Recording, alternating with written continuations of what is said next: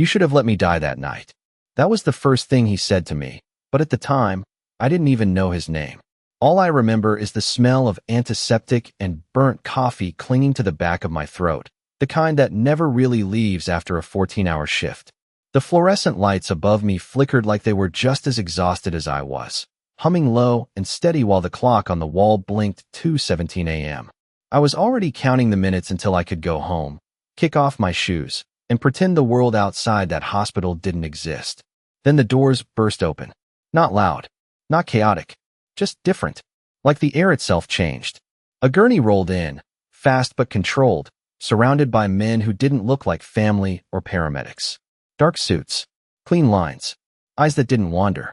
I stepped forward because that's what I do. That's what I've always done. "What's his type?" I asked, already reaching for gloves. No one answered. One of the men looked at me instead, like he was measuring something invisible. Then the doctor muttered under his breath, "He's losing too much blood." I glanced down at the chart. No ID, no history, just a name scribbled in a hurry. A. Rossi. It meant nothing to me. Not yet. "We need O negative," someone said, tension threading through their voice. The nurse beside me shook her head. "We're out." Just like that. A pause. A second that stretched too long. I don't know why I spoke. Maybe it was instinct. Maybe it was exhaustion making decisions for me. "I'm O negative," I said. My voice sounded smaller than I felt. The room went quiet again, but not the normal kind. This was heavier. Like every person in that room suddenly cared a lot more about what happened next. "Emily, you've already done a double," the charge nurse warned. "You need to prep me." I cut in, softer this time. "There's no time." No one argued after that. The world narrowed into sharp details. The cold sting of the needle. The steady pull as blood left my body. The rhythmic beep of the monitor that dipped lower, then steadied, then climbed. I kept my eyes on his face because it felt wrong not to. He didn't look like someone who was supposed to be helpless. Even unconscious, there was something controlled about him. Like the room belonged to him, even when he wasn't awake to claim it. His hand was still, strong, unmoving. I don't know when I reached for it. Maybe I just needed something to hold on to so I wouldn't feel how lightheaded I was getting. "Stay with me," I whispered, barely louder than the machines around us. "Just stay." The monitor spiked. Not dramatically, just enough. Enough for the doctor to exhale and say, "He's stabilizing." Relief should have come first, but it didn't.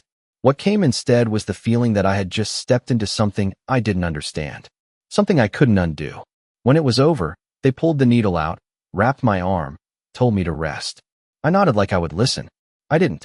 I stood there for another second, looking at him, at the man whose life was now somehow tied to mine. I didn't wait for him to wake up. I didn't ask questions. I just walked out, grabbed my bag, and left before anyone could stop me. By the time the sun came up, I told myself it was just another night, just another patient, just another decision made in the moment. I was wrong, because the next morning, everything changed. The next morning did not feel like a new beginning. It felt like something unfinished waiting for me to notice it. I woke up on my couch with my shoes still on, my scrubs wrinkled, and a dull ache running from my shoulder down to my fingertips. The sunlight pushed through the blinds in thin, sharp lines, cutting across the room like it had somewhere more important to be. I blinked at the ceiling, trying to remember the last thing I had said before I left the hospital. "Stay with me." The words lingered longer than they should have. My phone buzzed on the coffee table. Once. Then again. I reached for it, expecting a shift reminder or a message from work asking me to come in early. Instead, there was a notification from my bank. I frowned, still half asleep, and opened it. The number on the screen did not make sense. I stared at it for a full 10 seconds, waiting for it to correct itself. It did not. A deposit had been made overnight. Not a paycheck. Not anything I had earned. It was more money than I had seen in my account in the last 3 years combined. My stomach tightened. That was the moment something cold settled in my chest. I sat up too fast, the room tilting slightly as the memory of the blood donation caught up with my body. No, this was not a coincidence. I grabbed my keys and stepped outside, the morning air cool against my skin, grounding me in a way nothing else could. My apartment building looked the same. Quiet. Ordinary. But there was a black car parked across the street that had not been there before. It was too clean for this neighborhood. Too still. I told myself not to look at it again. I failed. The windows were tinted, dark enough that I could not see inside, but I felt it. That same shift in the air from last night. Like something invisible had turned its attention toward me. I walked to my car, forcing my steps to stay steady, unlocking the door with hands that did not feel entirely like mine. When I sat down, I checked the rearview mirror without thinking. The black car was still there, waiting, watching. I started the engine, my heart beat louder than it should have been, and pulled out onto the street. For a moment, nothing happened. Then the car moved. Not fast, not aggressive, just there, keeping distance, keeping pace. I swallowed hard, my fingers tightening around the steering wheel. This was not normal. This was not something you ignored and hoped would go away. I drove straight to the hospital anyway because routine was the only thing I trusted. The parking lot looked the same as always, but the moment I stepped inside, people noticed me. Not the usual passing glances. This was different. Conversations paused. Eyes lingered a second too long. I felt it follow me down the hallway, into the locker room, all the way to the nurse's station. "Emily," one of the nurses said, her voice quieter than usual. "Someone is asking for you." I froze for half a second. "Who?" She hesitated, like she was choosing her words carefully. He did not give a name. Of course he did not. My pulse picked up again as I turned toward the corridor that led to the private wing, the part of the hospital most of us avoided unless we had to be there. The lights felt dimmer there, the air colder. Two men stood outside one of the rooms, dressed the same way as the ones from last night. Perfect suits, empty expressions. One of them opened the door before I could knock. Inside, the machines hummed softly. The room was quiet, and he was awake, sitting upright like he had never been close to dying at all. His eyes found mine immediately. Dark, steady, unforgiving. For a second, neither of us spoke. Then he tilted his head slightly, studying me like I was something he had already decided to keep. "You should not have done that," he said, his voice low and controlled, every word deliberate. I felt my breath catch, but I did not step back. "You would have died." He held my gaze for a long moment. Then, almost imperceptibly, something shifted in his expression. Not gratitude, not relief, something else, something heavier. "And now," he said quietly, "nothing about your life belongs to chance anymore." I should have walked out the moment he said that. I should have turned around, ignored the way the room felt smaller with him in it, and reminded myself that I had done my job and nothing more. But my feet did not move. They never do when something important is happening. "I do not belong to anyone," I said, my voice steadier than I felt. The words hung between us, thin but defiant. For a second, I thought he might smile. He did not. His gaze did not soften. It sharpened, like I had just confirmed something he already suspected. "Everyone belongs to something," he replied quietly. "You just have not realized what claimed you yet." The machines behind him continued their slow, steady rhythm, but everything else felt silent. I became aware of the distance between us. Maybe 6 feet. It felt like 6 inches. I crossed my arms without thinking, grounding myself in something physical. "You sent money to my account," I said. "I am returning it." One of his eyebrows lifted slightly, not in surprise, but in interest. "You think this is about money?" "I know it is not," I answered, more quickly than I intended. "That is why I am not taking it." He leaned back against the hospital bed, like he had all the time in the world, like this conversation was not something that needed to be rushed, like he had already decided how it would end. "You gave me something I cannot replace," he said. "I do not deal in debts I cannot repay." "Then do not repay it." I shot back. "Let it go." That was when something shifted. Subtle, almost invisible, but I felt it. The air tightened, like the room itself was holding its breath. He studied me for a long moment, his eyes moving over my face, not in a way that made me uncomfortable, but in a way that made me feel seen in a way I was not used to. Completely. Thoroughly. "You think you walked into that room by chance," he said finally. "You think out of every hospital, every night, every nurse on shift, it just happened to be you." I did not answer, because part of me had already asked that question. "It was not chance," he continued, his voice lower now. "It was alignment." The words sent a chill down my spine. "I do not believe in that," I said, but it sounded weaker this time. "You will," he replied. There was no threat in his tone, no force, just certainty, and somehow that was worse. I took a step back, creating space that felt necessary just to breathe. "I am not part of your world," I said, "and I am not going to be." For the first time, He looked away. Not long. Just a second. But it was enough to notice. Enough to matter. When his eyes came back to mine, they were different. Not softer. Not warmer. Just decided. You already are, he said.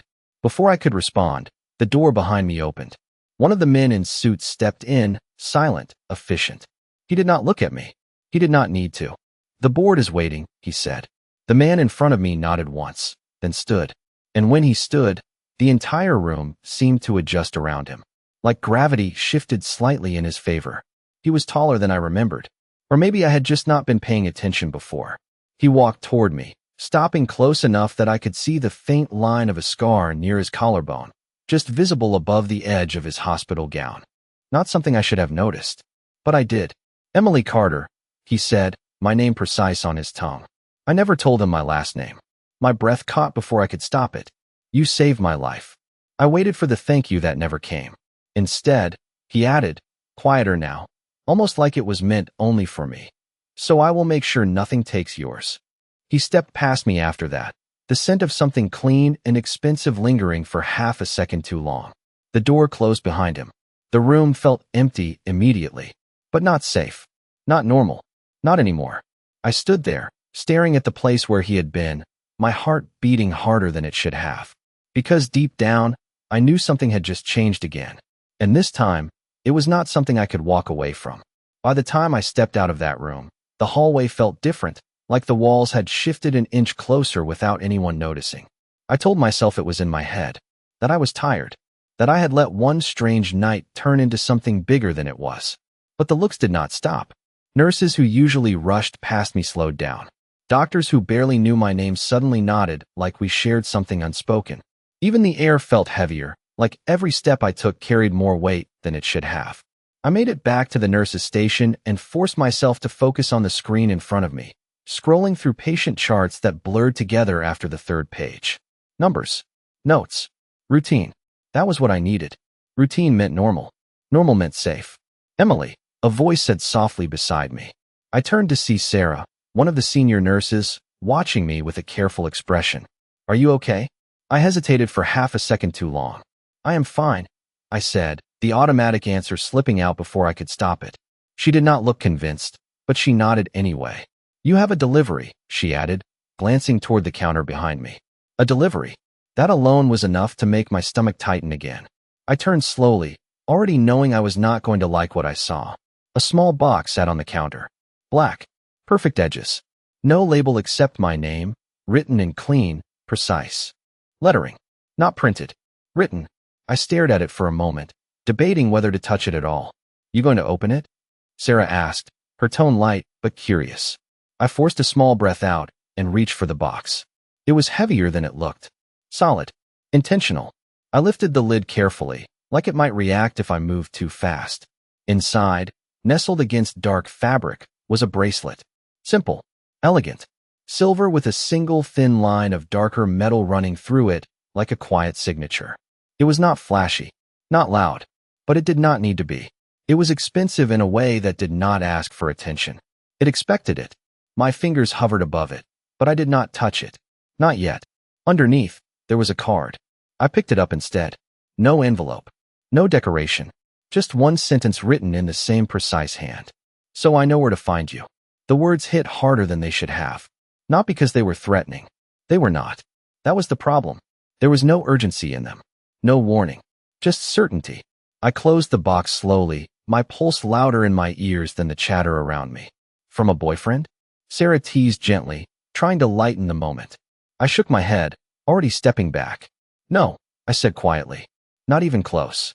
I did not explain further. I could not, because I did not fully understand it myself. But I knew one thing. This was not a gift. It was not a thank you. It was a mark. I grabbed my bag at the end of my shift and left the hospital without looking back, the box still sitting untouched in my locker. The sky had turned gray by the time I stepped outside, clouds stretching low and heavy across the city like something waiting to break. I walked faster than usual, keys already in my hand, scanning the street without meaning to. The black car was there again. Same spot. Same stillness. I stopped for half a second this time, my breath catching just enough to remind me that I was not imagining any of this. The window rolled down slowly. Smooth. controlled. And even before I saw him, I felt it. That shift in the air. You left before I could finish, his voice said from inside the car. Calm and steady like he had been expecting me all along. I did not move closer. I did not step away either. I had a shift. I replied, my voice holding even though my heartbeat did not. There was a pause. Then, and now you are finished. It was not a question. I swallowed, tightening my grip on my keys. What do you want? I asked. His eyes met mine through the open window, unreadable but focused in a way that made everything else feel distant. You already know, he said quietly. I shook my head once. No, I do not. For a moment, neither of us spoke. The street around us continued like nothing was happening. Cars passed. People walked. The world stayed normal. Except it was not.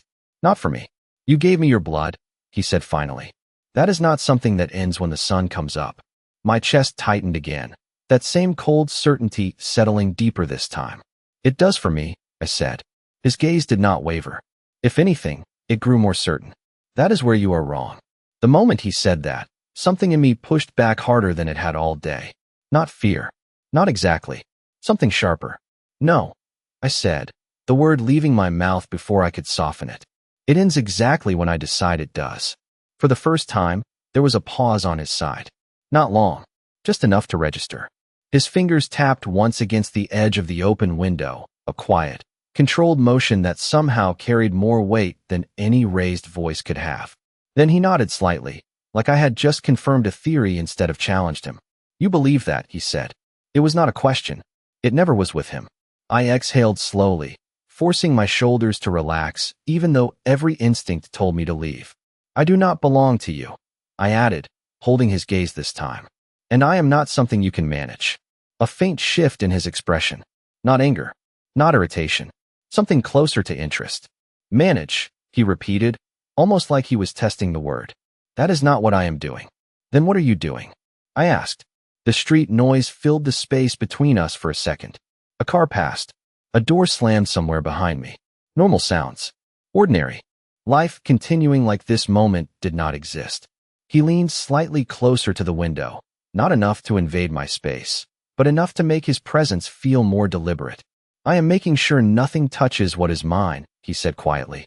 The words landed heavier than anything else he had said so far. Not loud, not forceful, just certain. I felt my chest tighten again, that same cold feeling settling deeper. I am not yours, I said, but it came out softer this time. Not weaker, just different. His eyes did not leave mine.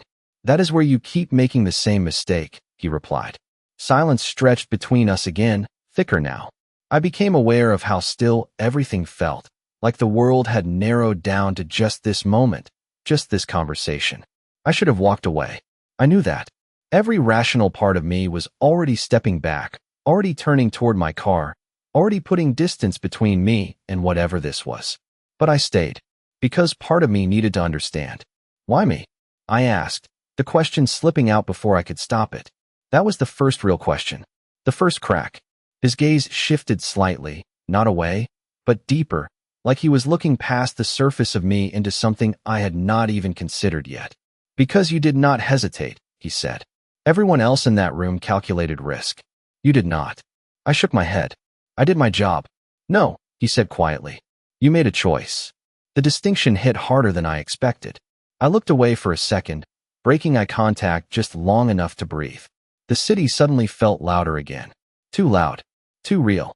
When I looked back, he was still watching me the same way. Focused. Unmoving.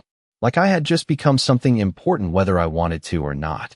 Take the bracelet, he added after a moment. It will make things easier. I almost laughed at that. Not because it was funny, but because it sounded so simple. So controlled. I left it, I said. And it is staying there. Another pause.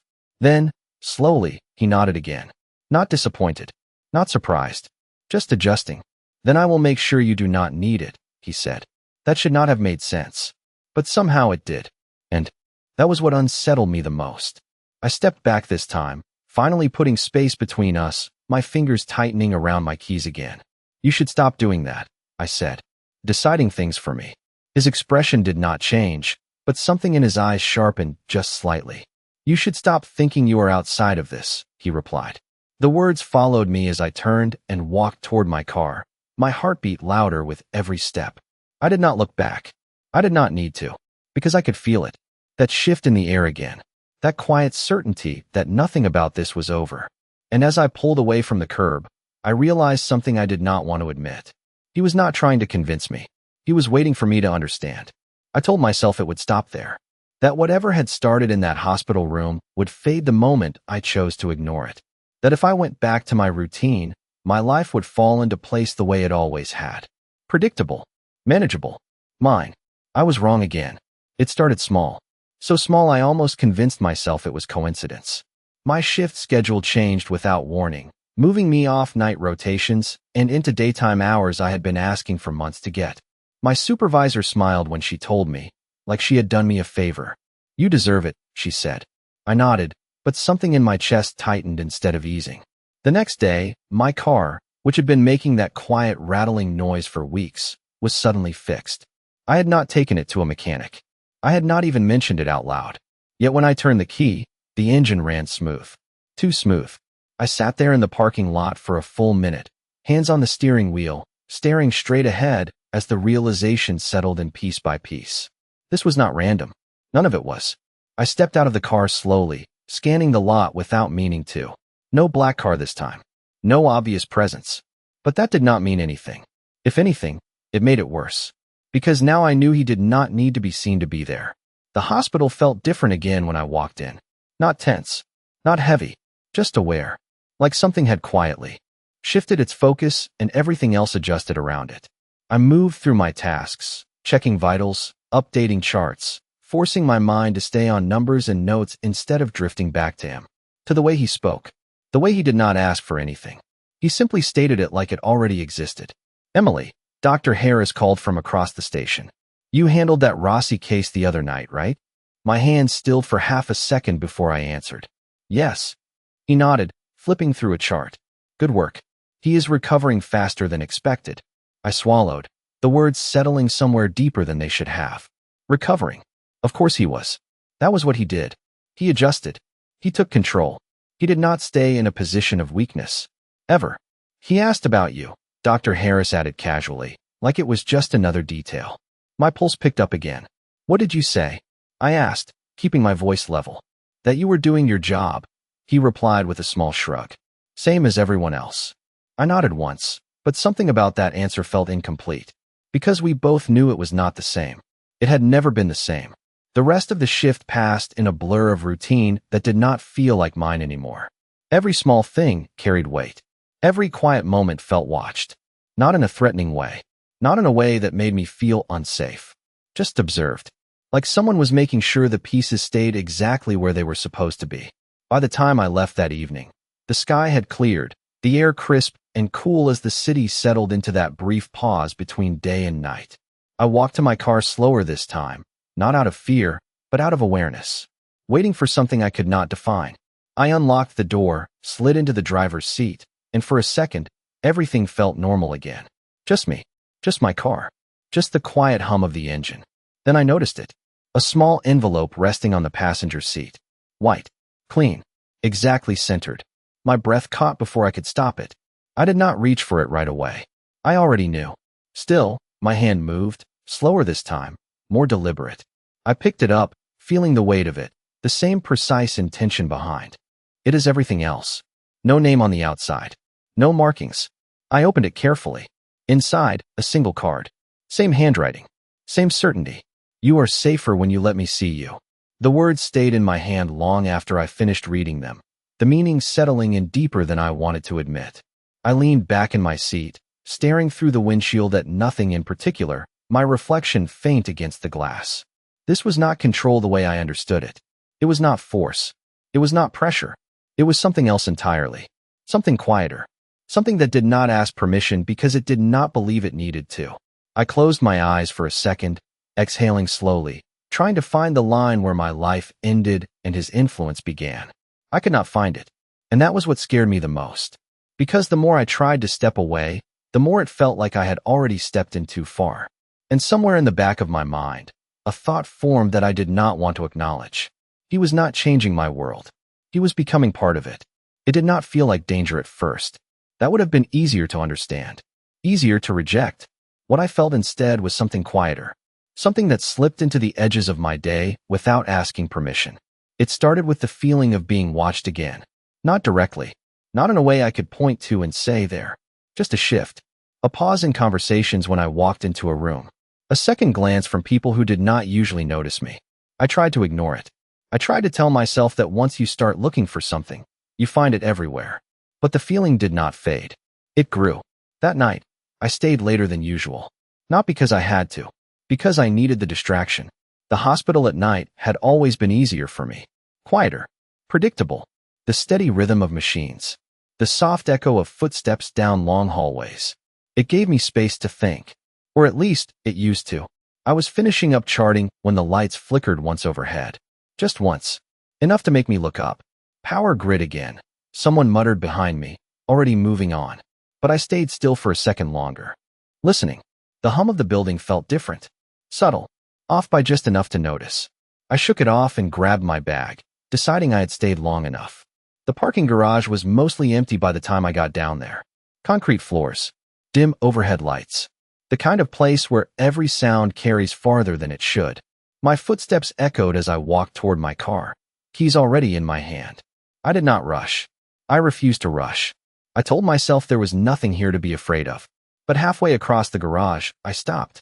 Not because I saw something, because I felt it. That same shift in the air. That same awareness pressing lightly against my skin. I turned slowly, scanning the rows of cars, the empty spaces, the shadows that stretched longer than they should have. Nothing moved. Nothing stood out. And yet, I was not alone. My grip tightened around my keys as I forced myself to keep walking. One step, then another. The sound of my shoes against the concrete felt too loud now. Too sharp. I reached my car, unlocked it quickly, and slid inside, shutting the door with more force than necessary. The silence that followed was immediate. Heavy. I sat there for a second, breathing, trying to slow my heartbeat. You are fine. I repeated it in my head like it would make it true. You are fine. Then my phone buzzed. I flinched before I could stop myself, grabbing it from the center console. No caller ID. Just a message. I stared at the screen for a second before opening it. You stayed too late. My breath caught. The words were simple, calm, but they landed like a hand closing gently around my awareness. I looked up immediately, scanning the garage again through the windshield. Still nothing. Still empty. But now I knew. This was not imagination. This was not coincidence. This was him. Watching. Not from a distance anymore. Not in theory. Here. Now.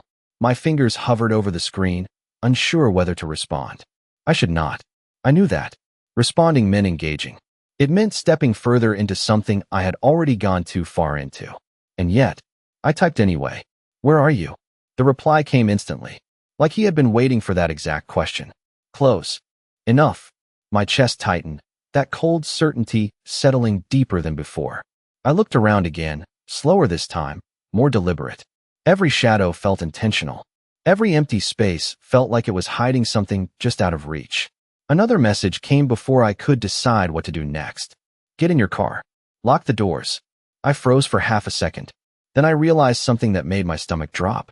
I was already inside, already locked in, which meant he knew exactly where I was, exactly what I was doing, exactly how I felt. I swallowed hard, my grip tightening around the phone. Why? I typed, the word feeling smaller than everything building around it. The answer took longer this time. Not long. Just enough to make the silence stretch.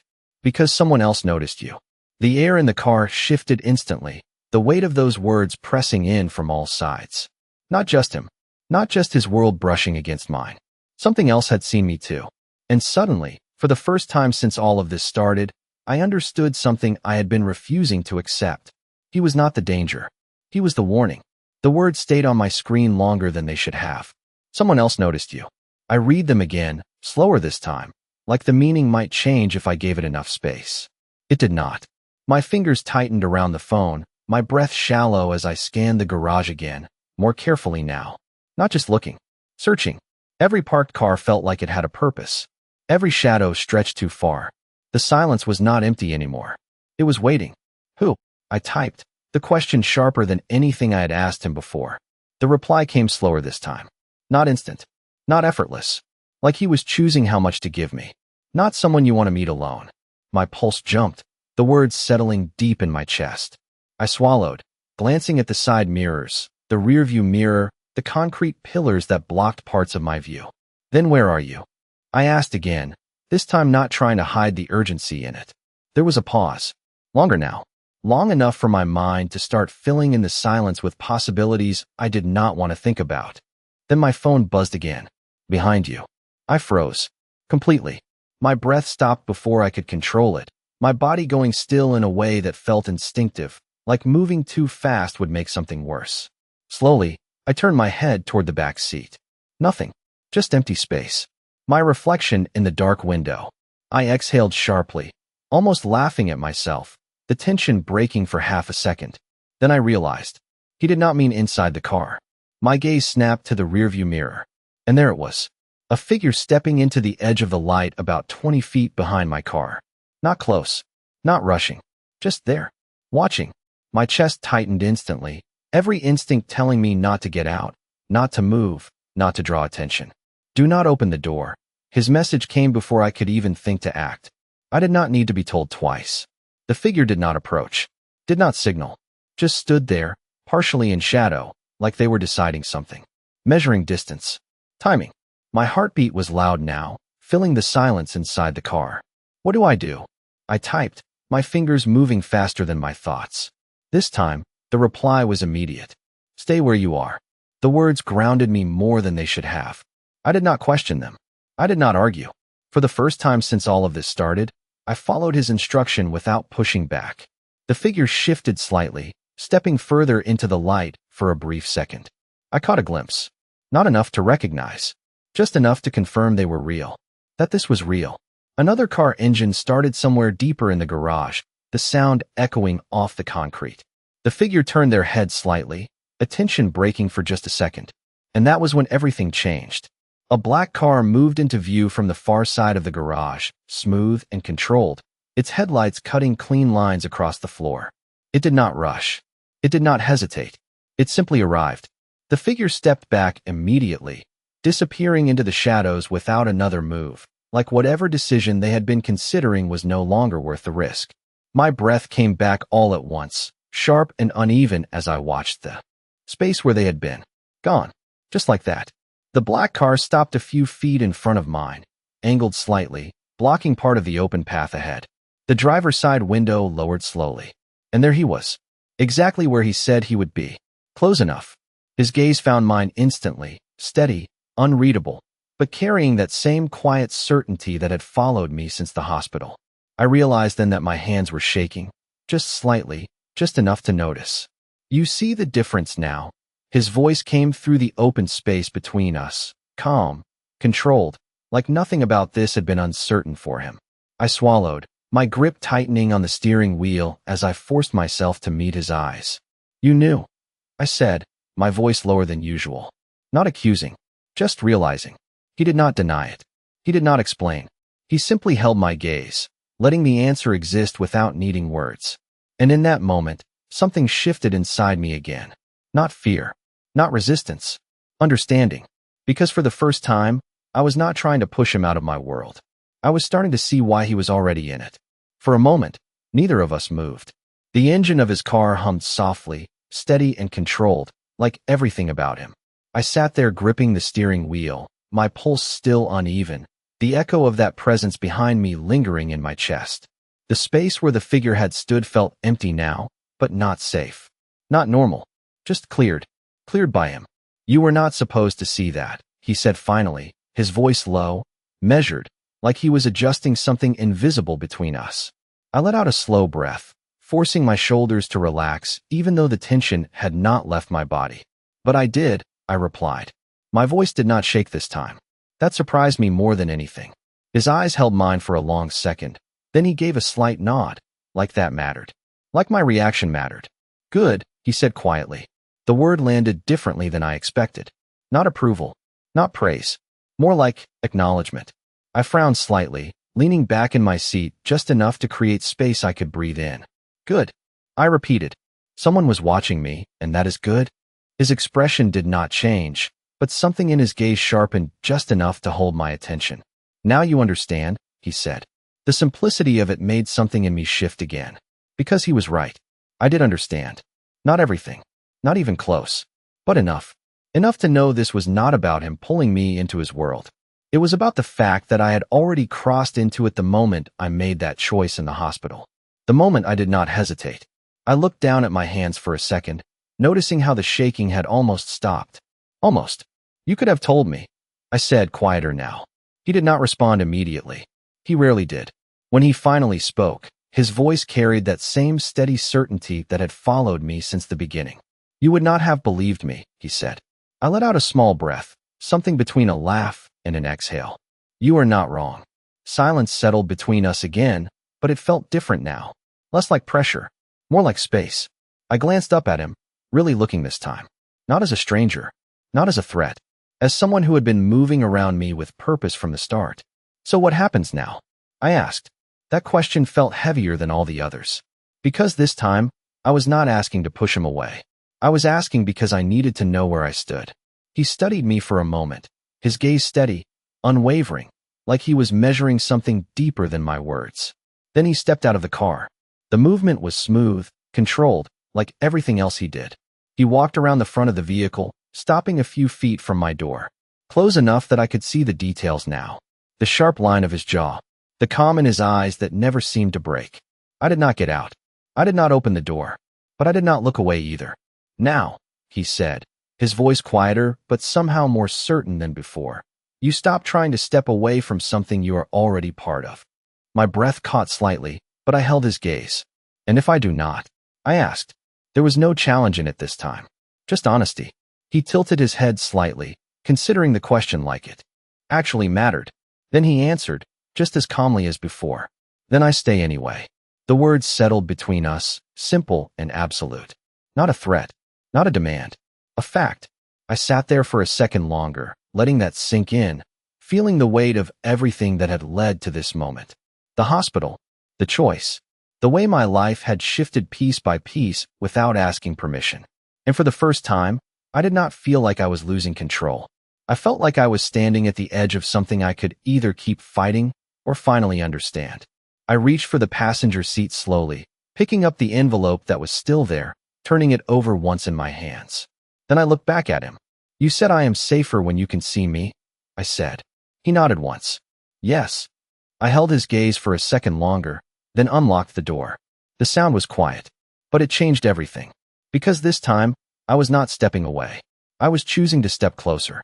And somewhere deep in my chest, I realized the truth I had been avoiding since the beginning. He did not take control of my life. I let him into it the moment I decided his was worth saving.